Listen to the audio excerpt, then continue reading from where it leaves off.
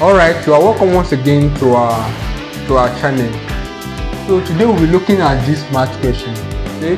If y varies, that's on variation, that's if y varies directly as x and inversely as z, when y equals to 6, s equals to 4, and z equals to 2, then we are now asked to find y when s equals to 10 and z equals to 5. Now, if you can see, if you see this question like this, okay, if y varies directly as x and inversely as z, these are a combined variation question. So y varies directly as x and at the same time inversely as z. That's combined variation question. You can represent it like this. That's y. That's this variation. Very directly as x. That's you introduce your constant ks, and inversely as z, that's over z. Y varies directly as x and inversely as z. That's how you represent it. This is how you represent it. Now you can represent it further like this. Y equals to k. Your value k is constant, is a constant value. Kx over z. Now, and we are given that when y equals to 6, s equals to 4, and z equals to 2, you can just put all these values. You can put it in this thing now. Y equals to 6, comma, x equals to 4, and z equals to 2. That's the first condition that you are given. You can just put this value into this equation. That's 6. That's for y. You put 6 equals to what? That's k.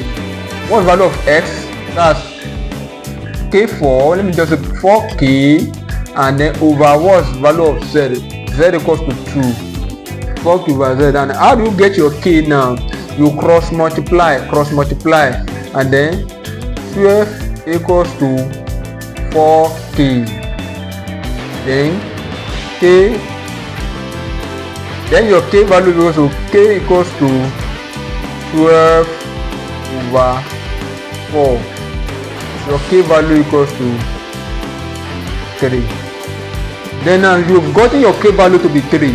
Then you now find what you're now asking. Find y when s equals to 10 and z equals to 5. No, here now that we have to find y when s equals to 10 and z equals to 5. Then you write down your equation again. This particular equation, you write it again. Y equals to kx over z. So then we now have to find that we have to find y when x equals to 10. Now x equals to 10, so y equals to 10k over what value of z? Z equals to 5. So how do you now get it now? No, we've gotten the value of k here. We've gotten the value of k to be what? To be 3 here. You can just put in the value of k. That's 10 in bracket 3 all over 5.